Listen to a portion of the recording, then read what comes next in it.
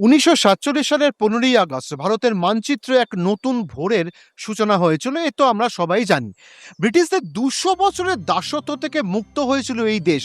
কিন্তু আপনারা কি জানেন, তার ঠিক 10 বছর আগে থেকেই এই বাংলার হিন্দু সমাজের উপর নেমে এসেছিল এক ভয়ঙ্কর অদৃশ্য অন্ধকার। 1935 সালের পর থেকে জিন্নার মুসলিম লীগ যখন সুপরিকল্পিতভাবে অখণ্ড বাংলাকে গ্রাস করে সম্পূর্ণ পাকিস্তানের অন্তর্ভুক্ত করার চূড়ান্ত ছক কষে ফেলেছিল, তখন কার একক দূরদর্শিতা, লড়াকু মানসিকতা আর মনীষীদের একসুতে বাঁধার অদম্য ইচ্ছার কারণে আজকের এই পশ্চিমবঙ্গ ভারতের মানচিত্রে টিকে রইল। আজ এক শ্রেণীর ইতিহাসবিদ ও রাজনৈতিক দল নিজেদের স্বার্থে এক বিকৃত ন্যারেটিভ ছড়ায় যে ডক্টর শ্যামাপ্রসাদ মুখার্জি নাকি বাংলা ভাগ করার জন্য দায়ী ছিলেন। কিন্তু আজকের এই ভিডিওতে আমরা ইতিহাসের ধুলো ঝেড়ে আসল সত্যিটা আপনাদের সামনে নিয়ে আসবো। আজ আপনারা জানতে পারবেন ডক্টর শ্যামাপ্রসাদ মুখার্জি বাংলা ভাগ করেননি, বরং জিন্নাহ, সুহরাওয়ার্দী আর খাজা নিজামুদ্দিনের রক্তপিপাসু মুখ থেকে অখণ্ড ভারতের অংশ হিসেবে হিন্দু বাঙালিদের জন্য এই পশ্চিমবঙ্গকে ছিনিয়ে এনেছিলেন।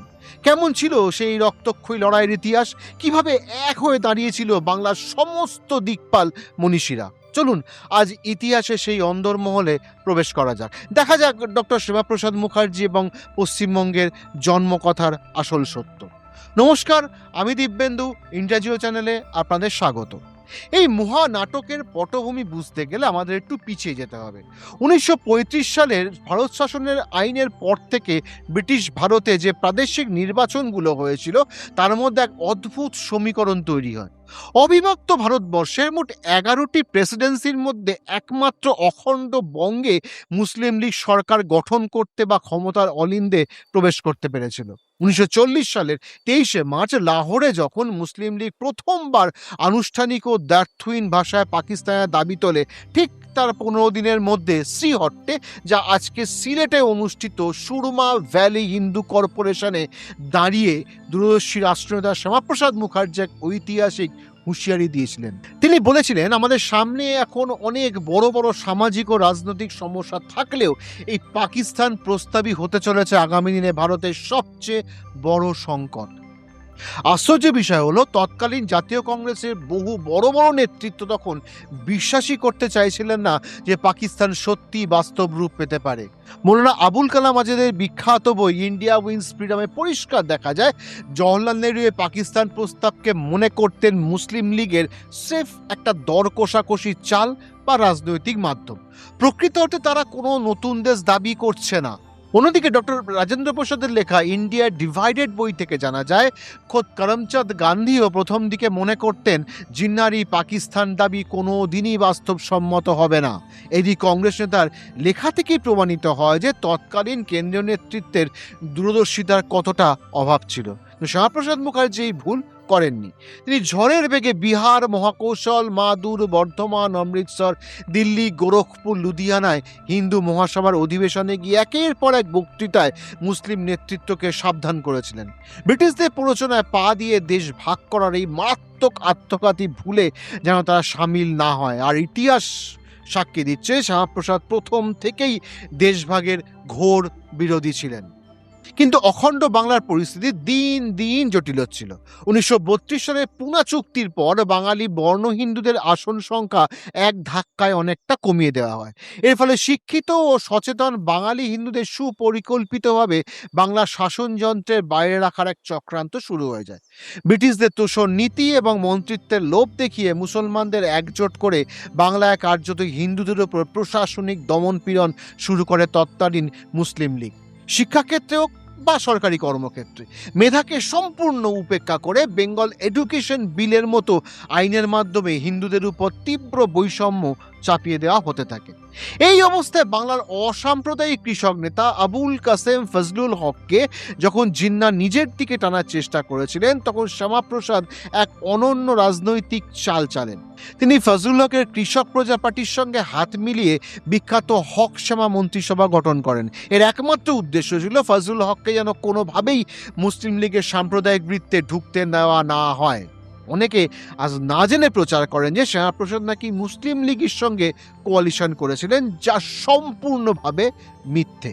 গান্ধীবাদী ঐতিহাসিক অমলেশ ত্রিপাঠী তার স্বাধীনতা সংগ্রামে জাতীয় কংগ্রেস এবং বিখ্যাত ঐতিহাসিক অমলেন্দু দে তার পাকিস্তান প্রস্তাব ও ফজলুল হক গ্রন্থে শ্যামাপ্রসাদের এই পদক্ষেপের ভূয়সী প্রশংসা করেছেন। এই মন্ত্রিসভার অর্থমন্ত্রী হিসেবে শ্যামাপ্রসাদ তার প্রথম বাজেটে 1,00,000 টাকা বরাদ্দ করেছিলেন যাতে দুই সম্প্রদায়ের মধ্যে সাম্প্রতিক সম্প্রীতি বজায় থাকে, এবং তার জন্য পুস্তিকা প্রকাশ ও প্রচার করেছিলেন। কিন্তু বাংলার তৎকালীন ব্রিটিশ গভর্নর হার্ভার্ডই হিন্দু মুসলিম ঐক্য দেখে রীতিমতো ভয় পেয়ে যান এবং সুকৌশলে এই মন্ত্রিসভা ভেঙে দিয়ে মুসলিম লীগকে জাতীয় ক্ষমতায় বসানোর ষড়যন্ত্র পাকাপাকি করে ফেলেন। 1946 সালের 16ই আগস্ট বাংলার ইতিহাসে এক কলঙ্কিত এবং রক্তক্ষয়ী দিন।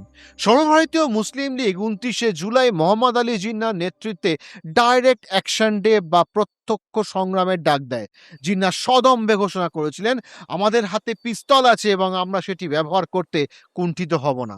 বাংলা তখন ক্ষমতায় বসে আছেন মুসলিম লীগের কুখ্যাত নেতা মুখ্যমন্ত্রী হোসেন শহীদ সুহরাওয়ার্দী এবং কলকাতায় মেয়র ওসমান আলী। ওসমান আলী প্রকাশ্য জনসভায় দাঁড়িয়ে ঘোষণা করলেন, কাফেরদের দিন ঘনিয়ে এসেছে, এবার গণহত্যা হবে। 16ই আগস্ট সকাল থেকেই রাস্তায় নেমে আসে হাজার হাজার উন্মত্ত দাঙ্গাকারী।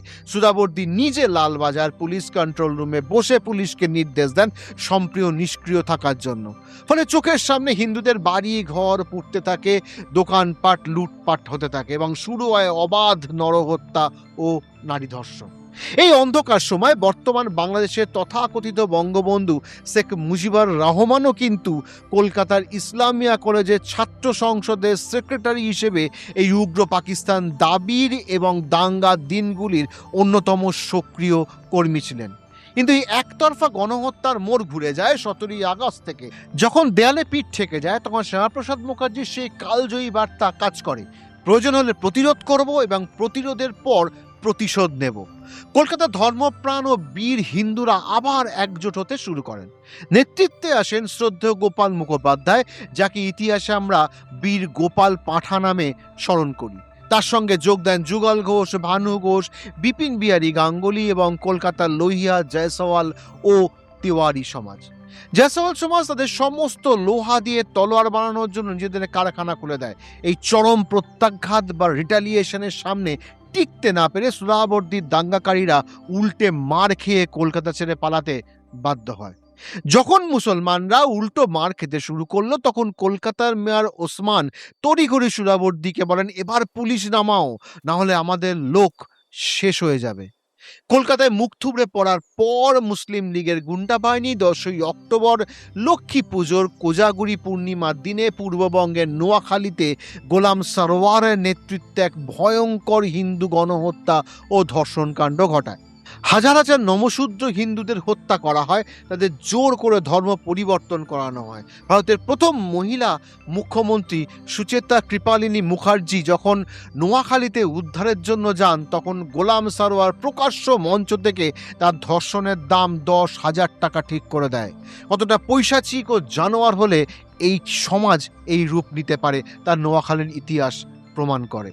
নোয়াখালী ও কলকাতার বিভীষিকা দেখার পর ডক্টর শ্যামাপ্রসাদ মুখার্জি চূড়ান্ত অনুধাবন করেন যে জিন্নার এই রক্ত পিপাসু অনুচরদের হাত থেকে যদি হিন্দু বাঙালিদের বাঁচাতে হয় তবে বাংলা ভাগ করা ছাড়া আর কোনো দ্বিতীয় রাস্তা খোলা নেই। সুহরাওয়ার্দী তখন এক নতুন চাল চালছিলেন। তিনি বলছিলেন স্বাধীন ও সংযুক্ত বাংলা, অর্থাৎ ইউনাইটেড বাংলার কথা। শ্যামাপ্রসাদ ধরে ফেলেছিলেন যে সুহরাওয়ার্দীর এই বাংলা আর বাঙালির জন্য স্লোগানটি আসলে একটি মস্ত ধাপ্পা। পুরো বাংলাকে প্রথমে স্বাধীন করে হিন্দু মেজরিটি কলকাতা বন্দরকে পকেটে পুরে কিছুদিন পর পুরো অংশটাকে পাকিস্তানে অন্তর্ভুক্ত করাই ছিল মুসলিম লীগের আসল উদ্দেশ্য। এই চক্রান্তের বিরুদ্ধে শ্যামাপ্রসাদ মুখার্জি বাংলার সমস্ত বিদেশি মনীষীকুলকে এক ছাতার তলায় নিয়ে আসেন। 1947 সালের 4 থেকে 6 এপ্রিল তারকেশ্বরে হিন্দু মহাসভার এক ঐতিহাসিক মহাসম্মেলন বসে। এই সম্মেলনে শ্যামাপ্রসাদের পাশে দাঁড়িয়েছিলেন আজাদ হিন্দ ফৌজের মেজর জেনারেল AC চ্যাটার্জি এবং বাংলার প্রধান 5 প্রথিতযশা শিক্ষাবিদ ও বিজ্ঞানী sir Jadunath Sarkar, doctor Meghnath Saha, doctor Sisir Kumar Mitra, doctor Suniti Kumar Chattopadhyay এবং ডক্টর রমেশ চন্দ্র মজুমদার। পাশে ছিলেন বিখ্যাত সাহিত্যিক শরৎচন্দ্র চট্টোপাধ্যায়, অতুল চন্দ্র ঘোষ এবং অবশ্যই সর্দার বল্লভভাই প্যাটেল। 23 এপ্রিল 1947 সালে শ্যামাপ্রসাদ ভাইসরয় লর্ড মাউন্টব্যাটেনের মুখোমুখি হয়ে জোরালো সওয়াল করেন এবং একটা দীর্ঘ চিঠি পাঠান। তিনি পরিষ্কার লেখেন, বাংলার মেধা, পুঁজি, শিল্প ও সংস্কৃতিতে হিন্দুদের প্রধান ভূমিকা থাকলেও আজ বাংলার প্রশাসনে হিন্দুদের কোনো স্থান নেই। হিন্দুদের তাদের ইচ্ছার বিরুদ্ধে কোনোভাবেই ইসলামিক পাকিস্তানে থাকতে বাধ্য করা যাবে না। তিনি জওহরলাল নেহরুর মুখের উপর দাঁড়িয়ে ঐতিহাসিক সেই উক্তিটি করেছিলেন, যা আজও ভারতের রাজনীতিতে অমর হয়ে আছে। You divide India, I divide Pakistan. অর্থাৎ আপনারা যদি ভারতকে ভাগ করা মেনে নেন, তবে আমিও পাকিস্তানকে ভেঙে হিন্দু বাঙালিদের জন্য আলাদা রাজ্য ছিনিয়ে নেব।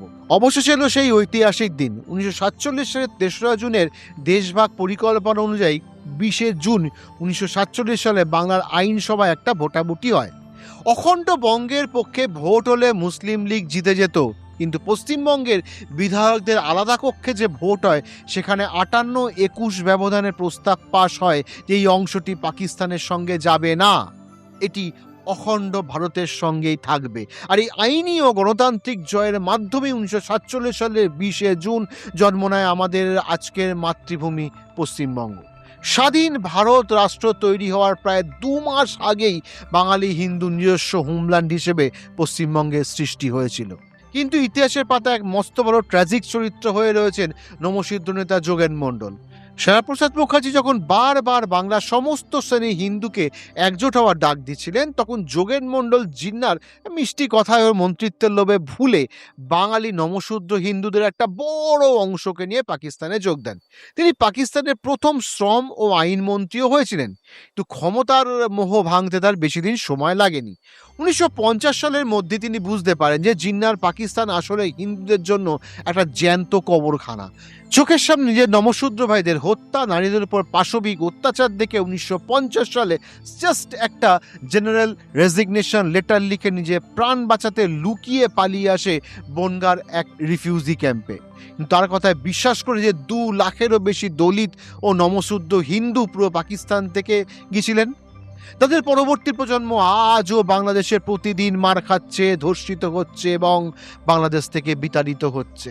আজ যে কমিউনিস্ট পার্টির নেতারা ডক্টর শ্যামাপ্রসাদ মুখার্জির নামে কুৎসা রটায়, আসুন তাদের একটা রূপও আমরা দেখে নিই। 1947 সালে যখন পশ্চিমবঙ্গ তৈরির আন্দোলন তুঙ্গে, তখন ভারতের কমিউনিস্ট পার্টি স্লোগান দিচ্ছে পাকিস্তান নিতে হবে, তবেই ভারত স্বাধীন হবে। তারা পাকিস্তানের সাম্প্রদায়িক দাবির মধ্যে নাকি শ্রেণী সংগ্রামের বীজ খুঁজে পেয়েছিল।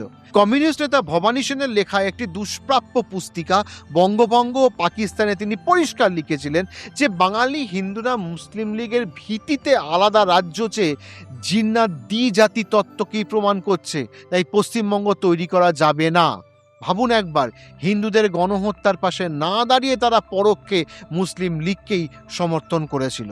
বিখ্যাত গণনাট্য শিল্পী হিমাংশু বিশ্বাসের বক্তব্য, জাগরে জাগো মুসলমান, আমরা হইব পাকিস্তান, আইতে যান যাইতে যান, হইব আমরা পাকিস্তান।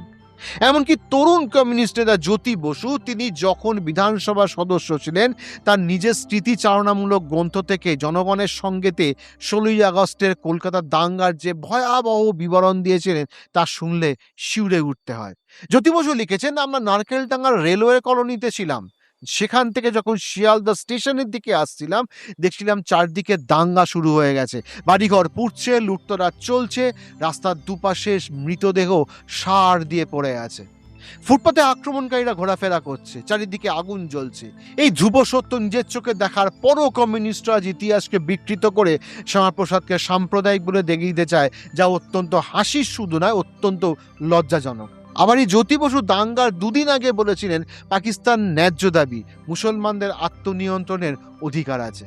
আজ 2026 সালের জুনে দাঁড়িয়ে আমরা যে স্বাধীন পশ্চিমবঙ্গে বসে বুক ফুলিয়ে বাংলায় কথা বলছি, নিজেদের হিন্দু ধর্ম পালন করছি, ব্যবসা বাণিজ্য করছি এবং নিজেদের সংস্কৃতি নিয়ে বেঁচে আছি, তার প্রতিটা ইটের পিছনে রয়েছে ডক্টর শ্যামাপ্রসাদ মুখার্জির অক্লান্ত পরিশ্রম, দূরদর্শিতা এবং বাংলার মনীষীদের আত্মত্যাগ।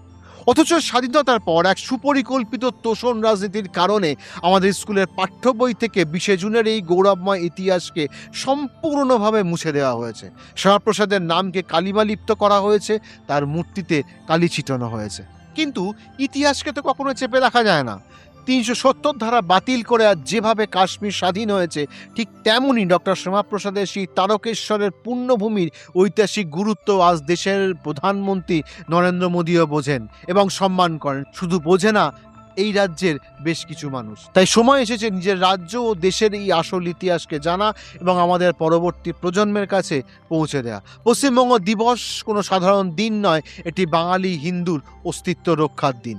আপনাদের কি মনে হয়, ডক্টর শ্যামাপ্রসাদ মুখার্জি যদি সেদিন নিজের বুকের রক্ত জল করে পশ্চিমবঙ্গ তৈরি না করতেন, আজ আমাদের কি অবস্থা হতো?